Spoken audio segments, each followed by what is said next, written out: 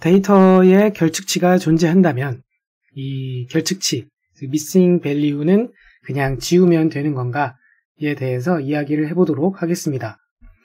missing value가 우선 무엇인가에 대해서 이야기를 해보겠습니다. 예시로 살펴보면 제일 명확할 것 같은데요. 첫 번째 예시는 우리가 흔하게 볼 수 있는 테이블 형태의 데이터입니다. 이렇게 테이블 형태로 나타내는 데이터의 경우 대부분 한 줄 한 줄, 한 개 한 개의 행이 데이터 인스턴스를 의미하고 각각의 칼럼 혹은 열이 피처 혹은 애트리뷰트 혹은 우리가 변수라고 부르는 것들이죠. 이때 이 표에서 지금 요 색깔 칠해진 요 칸들과 같이 값이 존재하지 않는 것. 그래서 여기 예시와 같은 경우에는 ag라는 변수에 대해서 다소의 missing value들, 결측치들이 존재하는 것을 확인할 수 있습니다. 그리고 색깔이 칠해지지는 않았지만 cabin에 해당되는 변수에서도 많은 결측치들이 존재하는 것을 확인할 수가 있네요. 두 번째 예시와 같은 경우에는 이것은 왼쪽에서 오른쪽으로 시간이 흘러가는 것으로 보시면 되겠고요. 시간이 흘러감에 따라서 데이터들이 이제 수집된 그 데이터의 값들을 그래프로서 나타낸 것인데 보시다시피 데이터가 연속적으로 수집되고 있지 않고 중간중간 끊어져 있는 것을 알 수 있어요. 그렇죠? 이런 것들도 missing value라고 볼 수가 있습니다. 자, 그러면 missing value가 어쨌든 데이터에 존재하는 경우가 있구나라는 것은 알 수가 있는데 그럼 이 missing value를 적절하게 처리하는 것이 왜 중요한 것일까요? 우리가 데이터를 통해서 소위 말하는 데이터 드리븐 어프로치들, 머신러닝 모델과 같은 것들을 학습하고 또 그 모델에 그 새로운 데이터를 적용해서 성능을 테스트하고 하는 경우가 많이 있습니다.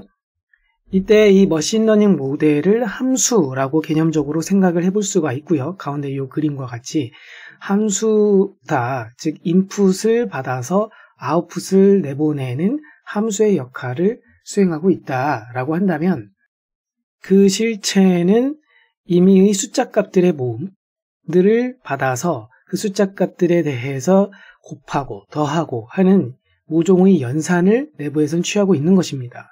그리고 그 연산의 결과물을 아웃풋으로 내보내는 것인데 예를 들면 어떤 그 환자가 있고 그 환자로부터 다양한 센서 값들을 입력받아서 그 값들을 가지고 곱하고 더하고 하는 여러 가지 연산을 취한 후 최종적으로 아웃풋으로 제공하는 것은 이 환자가 지금 위급하다 혹은 위급하지 않다라는 결과값을 내보내는 것이에요. 물론 그 결과값도 숫자입니다. 예를 들어 0이 나오면 위급한 상황이구나, 1이 나오면 위급 상황이 아니구나 등과 같이 미리 사람이 정의한 숫자 값들을 내보내도록 그렇게 모델을 설계를 하게 될 것입니다.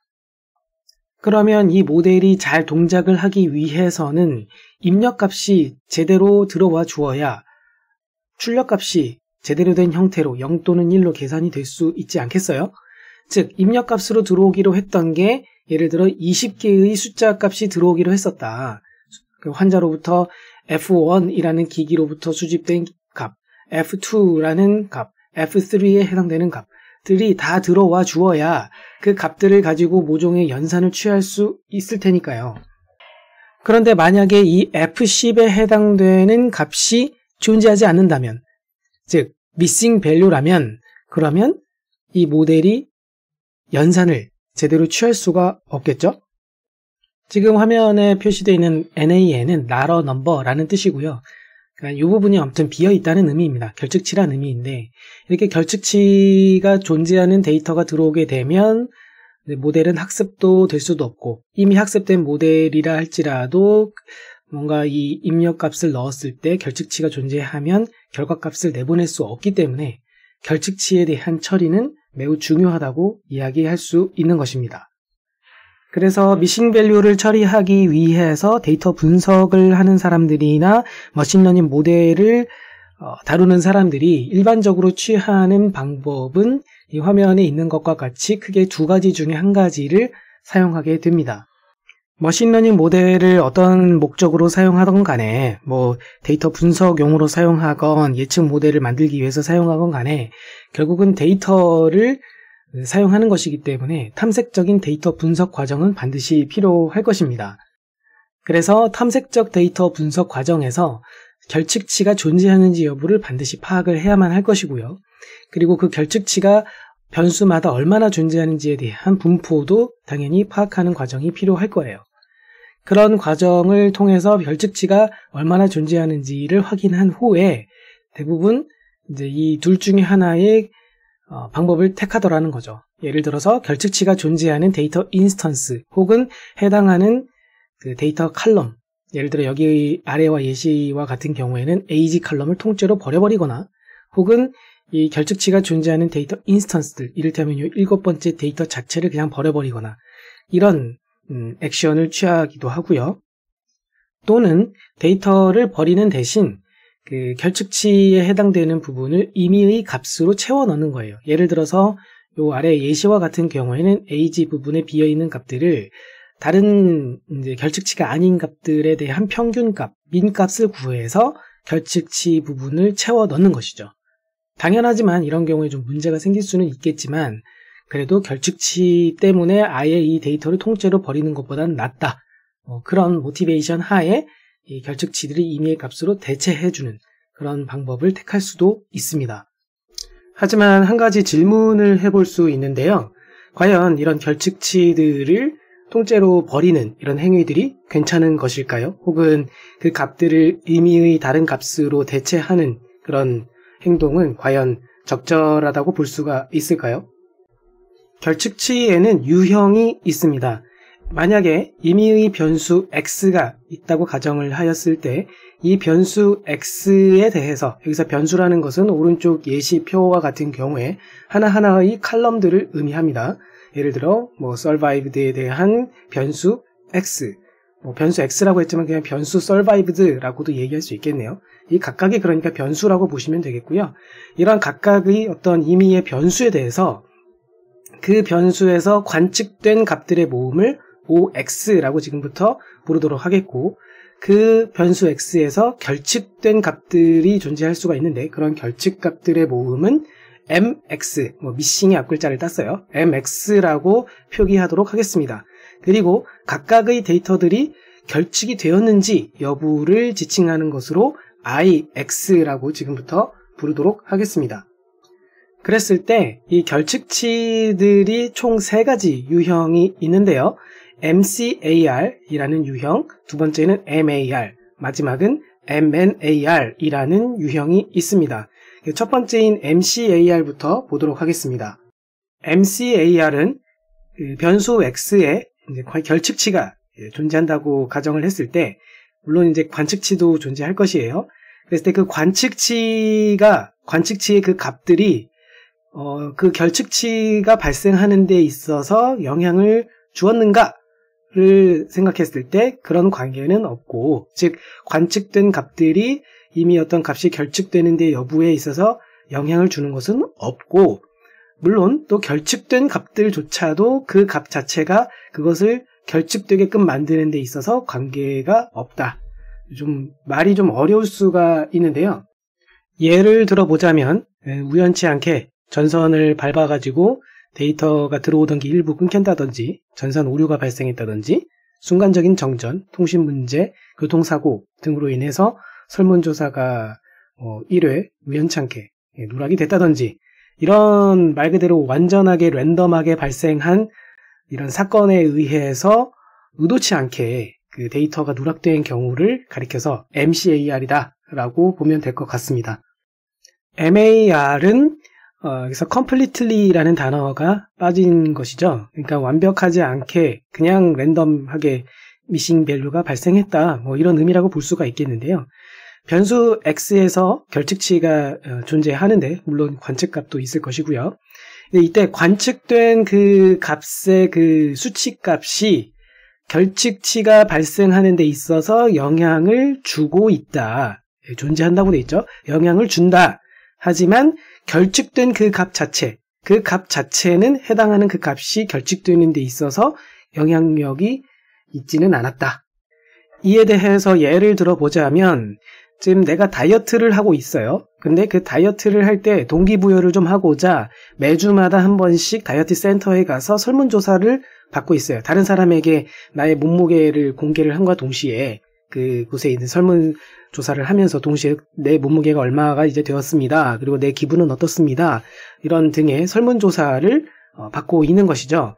그랬는데 다이어트를 실컷 하다가 지난 설문조사 때 내가 그 기억을 해보니까 그 이전의 설문조사에 비해서 체중이 별로 안 줄어들었었어. 그러니까 저저번 주에 예를 들어서 뭐 한 70kg였는데 저번 주에도 한 60.9kg 혹은 뭐 70kg 이 정도밖에 안 됐어. 그러니까 다이어트를 거의 안 한 것처럼 몸무게가 안 줄어들었던 것 때문에 한 주 내내 기분이 안 좋았던 것이죠.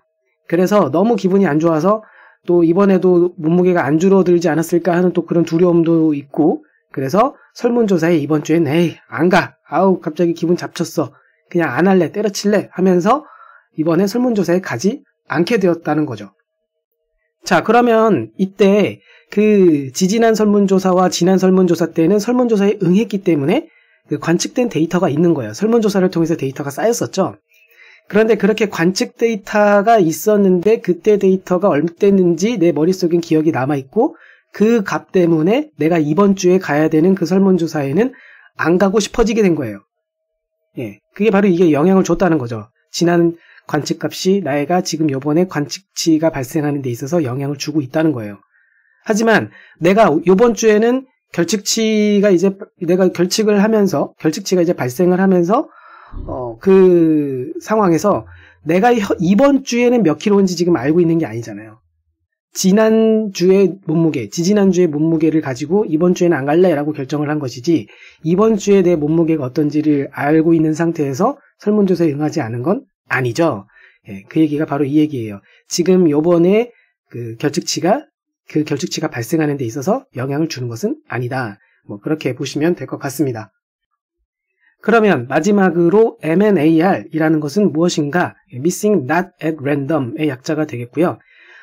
관측된 값도 이제 그 결측치가 발생하는데 영향을 주었는데 그 결측치 자체의 값도 결측치에게 영향을 준 거예요. 이게 무슨 말인고 하니 위에 다이어트 하는 그 예시로 계속 설명을 해보겠습니다. 다이어트를 하다가 지난주 값도 이제 기억을 하고 있어요. 지난주에도 체중이 별로 안 줄어들어서 내가 좀 스트레스를 이번 주에 좀 받았어. 그래서 더 다이어트가 안 됐고 오히려 이번 주에 스트레스를 너무 받다 보니까 더 많이 다이어트를 안 하고 그러다 보니 실제로 몸무게가 오히려 늘어버린 거예요. 근데 그 몸무게가 늘었다는 사실을 집에서 몰래 직접 체중을 재어본 거예요. 다이어트 센터에 가가지고 재가지고 그 다이어트 센터에서 제 몸무게를 설문조사에 기입을 해야 되는데 그게 아니라 가기 전에 몰래 한번 집에서 재본 거죠. 그랬더니 안 줄어들기는커녕 몸무게가 더 올라가 버렸어. 야 이거 너무 창피해. 나 다이어트 센터 가서 또 혼날 것 같아. 그러니까는 그냥 안 가버린 거예요. 설문조사에 가지 않은 것이죠. 자, 어떻습니까? 기존의 그런 관측값들도 그 영향을 주었지만 내가 집에서 몰래 재본 이 결측치에 해당되는 그 값 자체도 내가 결측치를 발생시키게끔 하는데, 즉 설문조사를 응하지 않게끔 하는데 영향을 준 그런 사례라고 볼 수가 있을 것입니다. 자, 그럼 이제 이 세 가지 결측치 유형별로 좀 어떻게 처리를 할 수 있는지에 대해서 이야기를 해보자면, 먼저 MNAR, 앞장 슬라이드에서 제일 아래쪽에 있는 녀석이었죠. 이 MNAR 유형과 같은 경우에는 결측치를 좀 채워 넣으려는 그런 시도는 부적절하다. 그렇다고 해서 무작정 이것을 그 결측치가 존재하는 것들을 삭제하는 것도 문제가 발생할 수 있어요. 잘 보시면 결측치가 특정 경우에만 발생한다는 것을 알 수 있죠. 그래서 특정 몸무게가 늘었을 때만 결측치가 이제 발생하는 거잖아요. 확실히 늘었을 때만 한해서. 그럼 이런 데이터들만 다 몽땅 사라지게 되면 해당 데이터는 과연 그런 데이터들을 다 지워버리고 없애버린 그런 데이터는 가치가 있다고 볼 수가 있을까요? 당연히 문제가 있죠. 그런 데이터는. 그래서 이런 MNAR에 해당되는 결측치들이 존재하는 데이터의 경우에는 결측치를 채워 넣으려는 시도 자체도 부적절하고요. 그렇다고 무작정 삭제하는 것도 바람직하진 않아요. 그렇기 때문에 이 MNAR의 유형에 해당되는 결측치가 존재하는 데이터가 있다면 그 데이터는 좀 불량한 데이터, 매우 그 품질이 좋지 않은 데이터라고 볼 수가 있을 것이에요. 다시 말해서 이런 유형의 결측치가 존재하지 않도록 애초부터 데이터를 처음에 수집을 할 때 잘 모으는 것이 중요할 것입니다. MNAR 유형이 아닌 MAR 그리고 MCAR 유형일 때에는 결측치를 처리할 때 결측치들이 발생한 그 부분에 대한 데이터를 제거를 한다든지 혹은 대체하는 방법을 취할 수 있습니다. 우선 제거하는 것부터 살펴보자면 listwise deletion 이라는 게 있고요. 그리고 pairwise deletion 이라는 것이 있습니다. listwise deletion은 무슨 의미냐면 결측치가 존재하는 데이터 인스턴스들을 제거하는 것이에요. 무슨 얘기냐면 앞장 그 슬라이드로 갔을 때 이를테면 이런 노란색 이게 지금 결측치라고 보았을 때요. 이 결측치가 존재하는 데이터 인스턴스 여기서는 하나하나의 데이터 인스턴스들이 한 줄 한 줄이거든요. 데이터 한 개를 각각 다 인스턴스라고 부르고 있는 것이에요. 그러면 이런 결측치가 포함된 데이터는 그냥 그 데이터 자체를, 그 데이터 인스턴스 자체를 버리는 것을 의미해요. 여기서는 한 줄 자체를 버리는 것을 의미합니다. 이렇게 listwise deletion을 수행을 하려면 이런 방법을 취하려면 조건이 있는데 무엇이냐면 MCAR 유형의 결측치일 때만 사용을 하는 것이 좋습니다. 그리고 pairwise deletion을 보자면 어떤 인스턴스가 결측치를 만약에 갖고 있어요. 그럴 경우에라도 내가 주목하고 있는 어떤 어트리뷰트 혹은 피처 혹은 변수 다 같은 말인데요. 내가 어떤 주목하고 있는 변수가 지금 있다면 그 변수에는 결측치가 없는데 해당 인스턴스의 다른 부분에서 결측치가 있다. 그럴 경우에는 그냥 그 해당 인스턴스를 사용을 하는 것. 그것이 pairwise deletion입니다.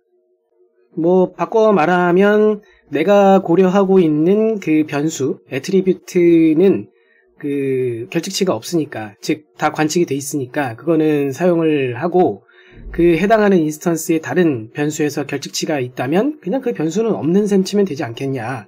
이런 아이디어라고 보시면 될 것 같아요. 이런 경우에도 요 pairwise deletion 같은 경우에도 MCAR일 때 사용을 해야 합니다. 자, 그럼 이런 listwise deletion이나 pairwise deletion일 때 그 MCAR이라는 조건 하에 사용하라고 지금 되어 있는데요. 이에 대한 좀 인투이션을 생각을 해볼게요. 그 앞장 요 데이터 같은 경우에로 좀 보자면 listwise deletion 같은 경우에 이렇게 결측치가 발생한 것들은 다 지워라. 통째로 그 줄을 지워라.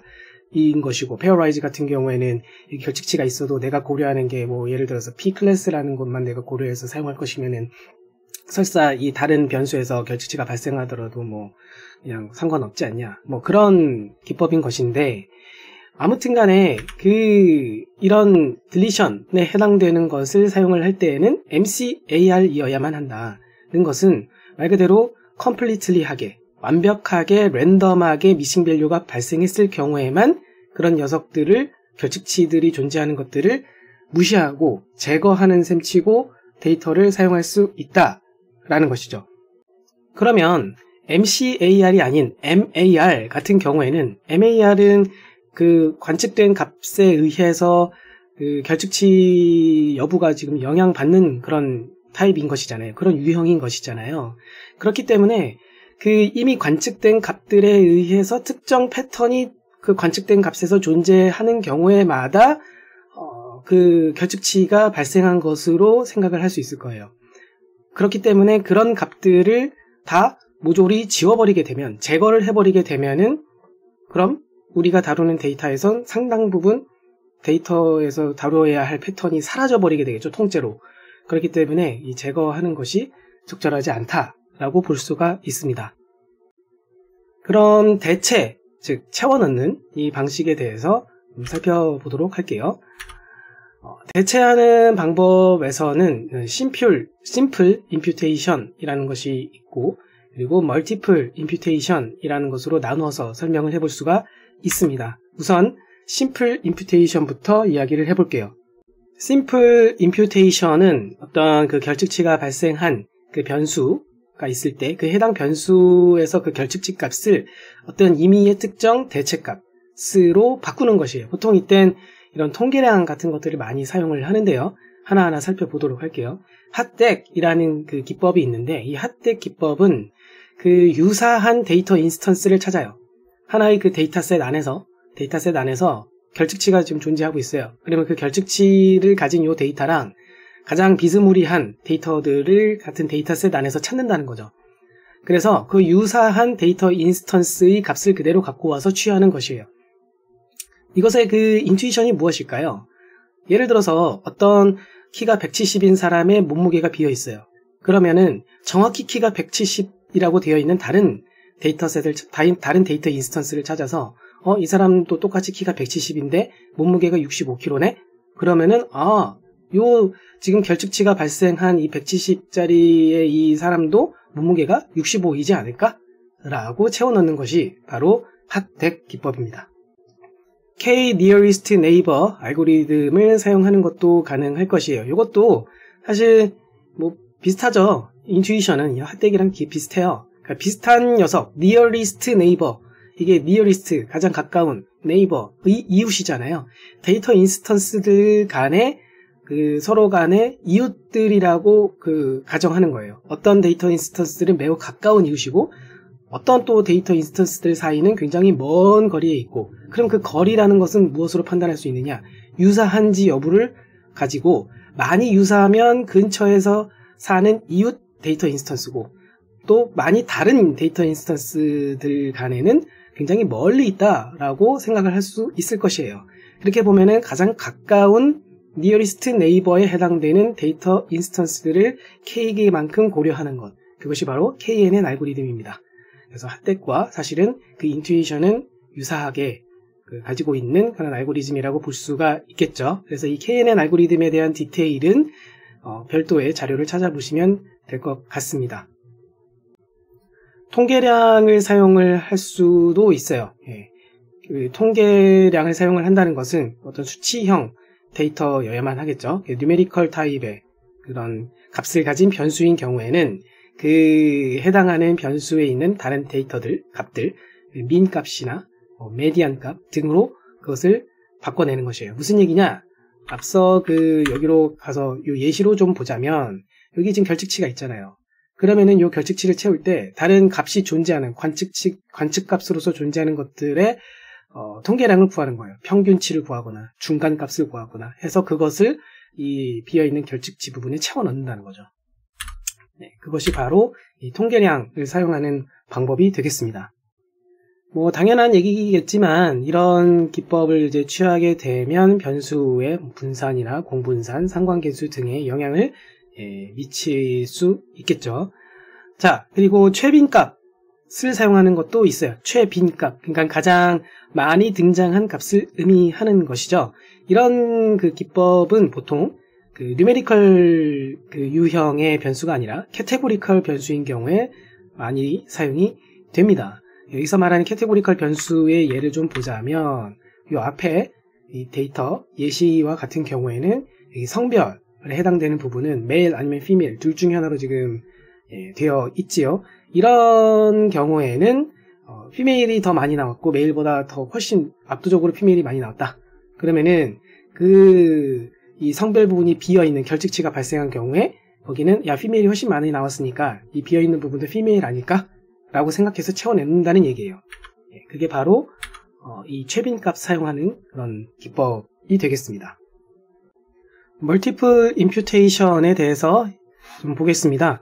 여러 기법들을 통해서 결측치가 발생한 그 변수 말고도 다른 변수들까지 같이 활용을 해가지고 인스턴스별로 대체값들을 추정을 하는 것이에요. 예를 들어서 회귀 기법들, 리그레션에 해당되는 모델들을 사용해서 결측치가 발생한 부분, 그 값을 예측하도록 만들어 볼 수 있을 것이에요. 물론 이 과정에서 이 리그레션 모델은 전통적인 머신러닝 모델들 뿐만이 아니라 딥러닝에 해당되는 RNN 모델이라든지 혹은 꼭 딥러닝 기술만 사용될 수 있는 건 아니지만 GAN 혹은 GAN이라고도 불리죠. 이 GAN 기법 등을 활용을 해서도 비어있는 부분에 다 해당하는 값을 예측할 수 있을 것입니다. 또 EM 알고리즘과 같은 것을 사용을 해서도 그 비어있는 값들을 예측을 해낼 수가 있고요. EM 알고리즘이라는 것들에 대한 좀 더 자세한 설명, 리그레션 기법이라는 게 도대체 뭐고 RNN이 뭐고 GA는 뭔지 이런 부분들을 본 영상에서 다 설명을 할 수는 없겠고요. 이 멀티플 임퓨테이션이라는 것에 대한 개념이 무엇인가, 즉 해당하는 결측치가 발생한 해당 변수 외에 다른 변수들까지 복합적으로 다 사용해서 다양한 기술을 사용해서 그 비어있는 값들을 예측해내도록 하는 거예요. 예측해내는 값은 당연히 정답인지 아닌지 알 수는 없지만 그 예측한 값이 그래도 맞다는 가정하에 사용을 하겠다, 뭐 그런 의미죠.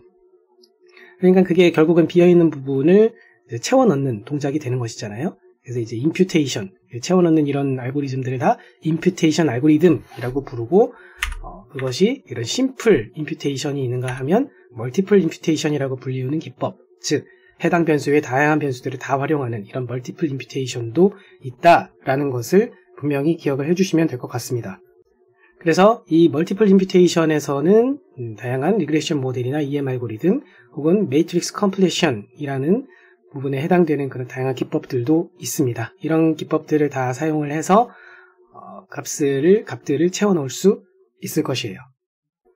지금까지 그 결측치를 처리하기 위한 방법들을 살펴보았는데, 그럼 이 결측치 처리 방법들 중에서 어떤 거를 사용할지 결정할 때는 어떤 기준으로 결정을 해야만 할까요? 우선 데이터셋 안에 얼마나 많은 결측치가 있는지를 고려해야 하고요. 또 해당 데이터셋과 또 그 데이터셋으로 무엇을 하려고 하는지 그런 성격을 고려해서 처리 방법을 결정해야 합니다. 당연한 얘기이겠지만 똑같은 데이터라 할지라도, 똑같은 결측치가 발생한 데이터라 할지라도 서로 다른 전문가 또는 데이터 분석가의 손에 이제 들렸을 땐 서로 다른 처리 방법을 택하게 될 수도 있어요.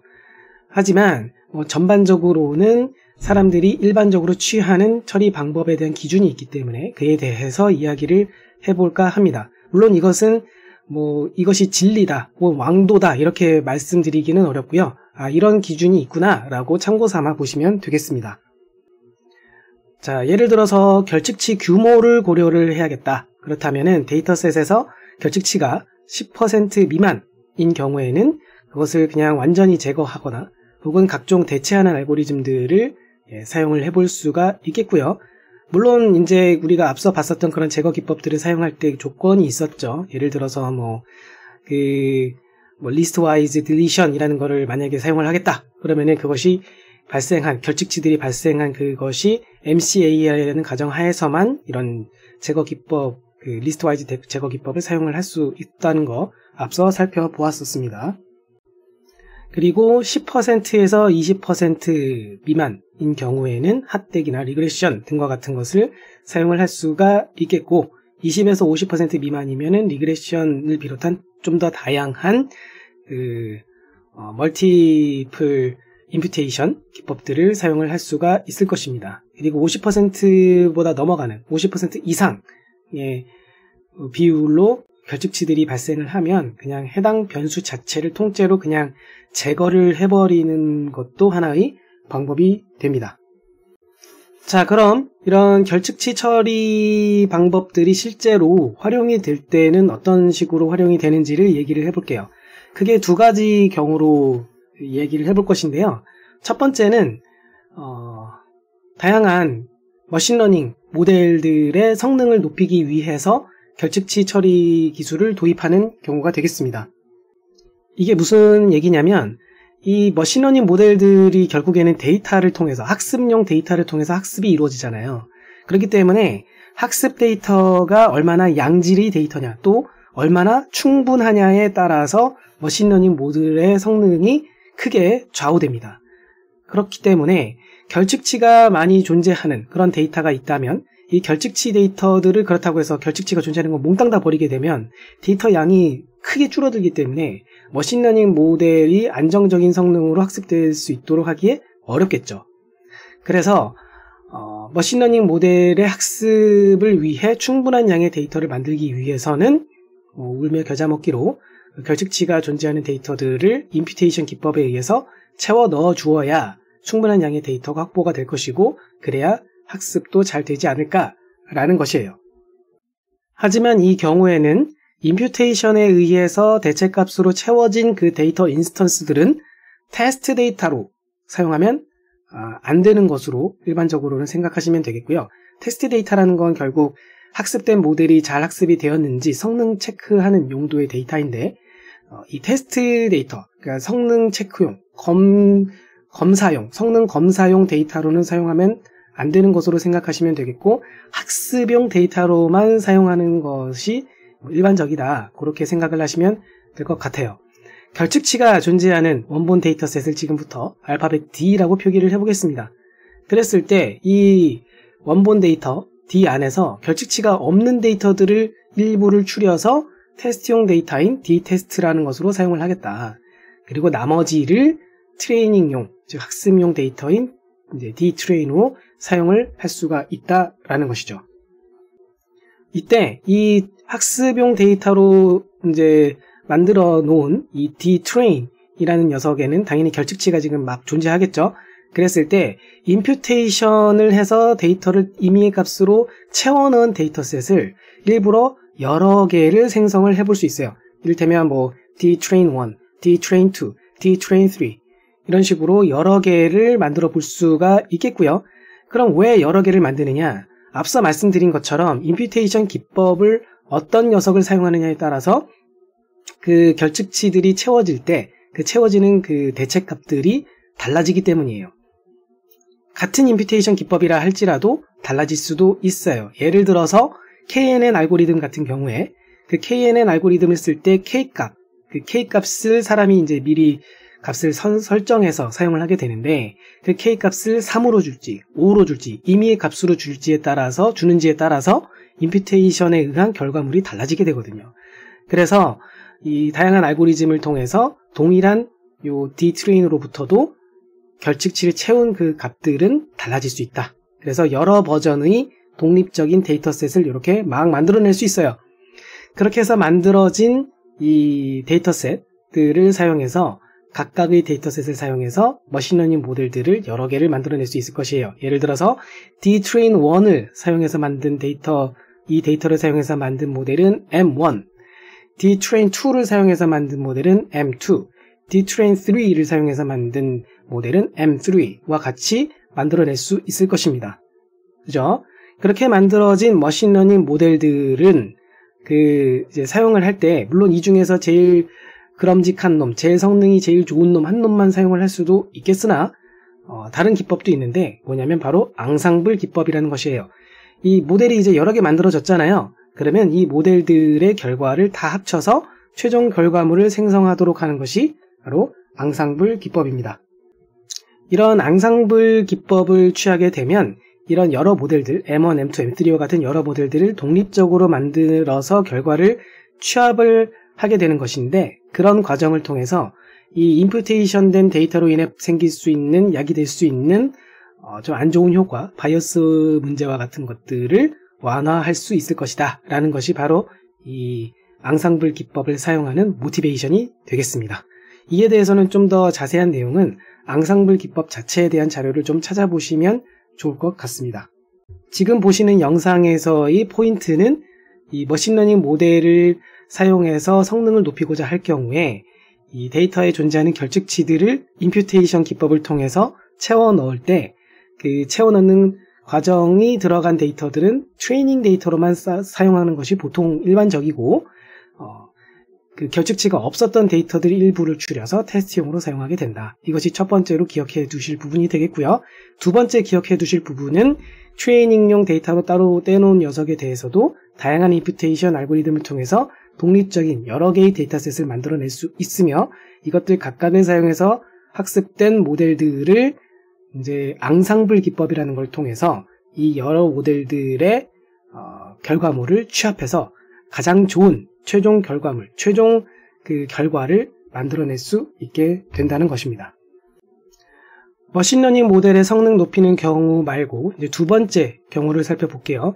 주어진 데이터 분석이 주어져 있는 어떤 데이터에 대한 분석 자체가 목적인 경우예요. 예를 들어서 해당하는 그 데이터에서 특정 두 개의 혹은 뭐 두어 개의 변수들 간의 상관관계를 분석하고자 하는 경우, 이런 경우가 되겠습니다.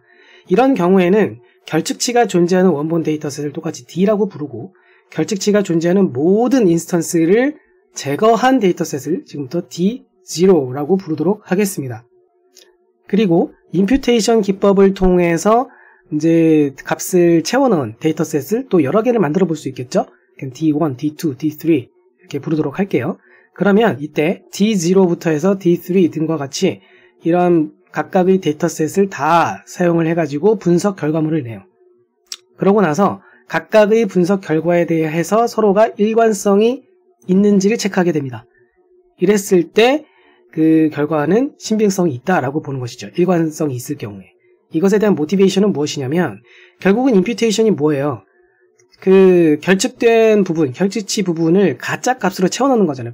페이크 밸류를 넣는 거잖아요. 결국에는 그 대체 밸류가 결국엔 진짜 값이 아니라 페이크 밸류이기 때문에 그래서 그 임퓨테이션에 의해서 넣어둔 그 대체 값을 넣은 것들이 바이어스를 심각하게 일으키지 않았다라는 것을 보여주기 위해서 임퓨테이션을 적용하지 않고 그냥 깔끔하게 다 제거를 해버린 데이터셋인 D0를 분석한 결과와 비교를 해주는 거예요. 결과물, 그 데이터 분석 결과물을. 그래서 그것들이 서로 일관성이 있다라는 걸 보여줌으로써 바이어스가 심하게 발생하지 않았다라고 주장을 할 수가 있게 됩니다. 결측치 처리하는 사례에 대해서 두 가지만 살펴보도록 할게요. 첫 번째는 실시간으로 수집되는 다양한 센서들의 데이터, 이런 걸 시계열 데이터라고 하고요. 시간이 흐름에 따라서 쭉쭉 들어오는 그런 데이터들을 의미하는 것이에요. 두 번째는 간 혹은 겐이라고도 부르는데 간을 활용한 경우가 되겠습니다. 자, 그럼 실시간 데이터에 대한 예시가 요 아래와 같이 있는데요. 여기 time이라고 되어 있는 데서는 시간이 흘러가는 걸 보여주고 있어요. 그래서 이게 C분 초라고 보시면 되는데 처음 시작할 때는 이제 0시 0분 0초로 시작한다고 가정하고 되어 있어요. 그러면 첫 번째 줄은 처음에 들어온 데이터가 되겠고 그 다음 데이터는 3초라고 되어 있죠. 그러니까 3초 뒤에 데이터가 또 들어왔다는 거고 그 다음 데이터는 안 봐도 6초에 들어왔을 거라는 걸 짐작할 수 있어요. 그죠? 그런 다음엔 또 이제 9초, 12초 이렇게 데이터가 들어왔을 것입니다. 그래서 3초 간격으로 데이터가 쭉 들어오는 상황으로 생각을 해볼 수가 있는데요. 이때 이제 이런 경우가 있어요. 이 다양한 센서들, 여기서 이 타임이라고 이름 붙여진 칼럼 빼고 이 나머지들은 다 다양한 센서들로부터 수집됐다. 혹은 다양한 센서 혹은 서로 다른 기법으로 수집된 데이터라고 보시면 되겠는데요. 이것들이 각각 하나하나가 다 애트리뷰트 혹은 변수들인 거예요. 예를 들어서 이것은 heart rate, 이건 또 어떤 기계들에서 수집된 다양한 그런 수치값들인 것인데요. 그러면 이런 데이터들에 대해서 다 똑같이 3초 간격으로 다 들어와주면 참 좋겠는데 그렇지 않은 경우가 상당히 많다라는 것이에요. 예를 들어서 이 HR 같은 경우에는 3초마다 정말 들어오는 녀석이고 예를 들어서 그런 녀석인데 맨 오른쪽에 있는 예를 들어서 이 끝에 SBP로 끝나는 거 이거 그냥 SBP라고 줄여 부를게요. SBP라는 요 녀석은 보시다시피 값이 똑같아요. 그죠? 0초 때 들어온 데이터랑 3초 때 들어온 데이터가 똑같아요. 그러다가 또 임의의 시점 57초에 해당되는 시점까지도 동일하게 다 150, 156, 156이었던 거예요. 안 변하고. 그러다가 1분이 되었을 때에서야 137로 변하고 있어요. 뒤에는 MVP, DBP라는 녀석도 다 마찬가지죠. 똑같이 유지가 되다가 1분이 되는 시점에서야 값이 변하고 있어요. 이게 무엇을 의미하냐면 사실 이 SBP나 MVP나 DBP라는 요 애트리뷰트에 해당되는 데이터들은 1분 간격으로 수집이 되고 있는 것이에요. 그렇기 때문에 0초에 한번 수집이 됐다가 1분에서야 수집이 되어 있기 때문에 이 사이에 있는 값들은 사실 다 공백인 거예요. 다 결측치라는 셈이죠. 결측치라는 의미죠. 그럼 이럴 경우에는 어떻게 처리를 해야 할까요? 이런 경우에 취할 수 있는 임퓨테이션 기법이 하나만 옳고 나머지는 틀려 그러지는 않고요. 지금 보시는 요 예시와 같은 경우에는 이미 보셨다시피 0초 때 수집됐던 데이터를 쭉 그냥 복사한 셈이에요. 쭉 다 그냥 이어 붙이고 그 다음에 1분째 수집된 데이터를 또 2분이 되기 전까지 쫙 이어 붙이는 거죠. 이런 식으로 서로 간의 샘플링 속도가 다른 이런 다양한 애트리뷰트들이 존재하는 시계열 데이터의 경우에는 지금 보시는 것과 같이 처리를 할 수도 있다. 참고삼아 보시면 될 것 같습니다. 그 다음은 간을 활용을 한 것인데요. 정확히는 이제 간이라는 것이 처음에 소개된 이후로 다양한 간들이 나왔는데, 여기는 이 콜라간이라는 것의 그림이 되겠고요. 콜라간은 콜라보레이티브 간을 줄여서 이제 붙인 이름이 되겠고, 이런 간들이 가지는 특징, 기존의 다른 뭐 스타간 같은 것들과 어떤 차이점이 있는지를 본 영상에서 다루지는 않겠고요. 지금 이건 논문을 뭐 분석하는 그런 영상은 아니니까요. 대신에 이 결측치를 처리를 할 때 앞서 설명드린 바와 같이 간이라는 게 종종 활용이 된다고 말씀드렸잖아요. 간이라는 이 기법 자체가 사실은 딥러닝에 국한된 것은 아니고, 이 간이라는 기법 자체는 사실 페이크한 정말 리얼리스틱한 어떤 페이크 데이터를 만들어내는 그런 과정을 이 안에 담고 있는 구조예요. 그러다 보니 결측치를 채워넣는 그런 기법으로도 당연히 활용이 가능한 것이죠. 그래서 이 다양한 간들은 이 존재하지 않는 이미지, 이를테면 뭐 이렇게 찡그리는 이미지가 존재한 적이 없는데 페이크 이미지로서 만들어내는 거죠. 여기는 사람 얼굴들만 나와 있지만 당연히 다양한 이미지에 다 적용이 가능해요. 풍경이라든지 건물이라든지 뭐 물체나 동물 등등에도 다 적용이 가능한 것이고요. 기본적으로. 그래서 이 간이라는 것을 사용해서 이런 정말 고차원적인 존재하지 않는 이미지 데이터까지도 만들어낼 수 있을 정도로 정말 신박한 기술들이 나와 있다. 참고로 알아두시면 될 것 같습니다. 결측치 처리를 하기 위해 공개된 도구들이 많이 있어요.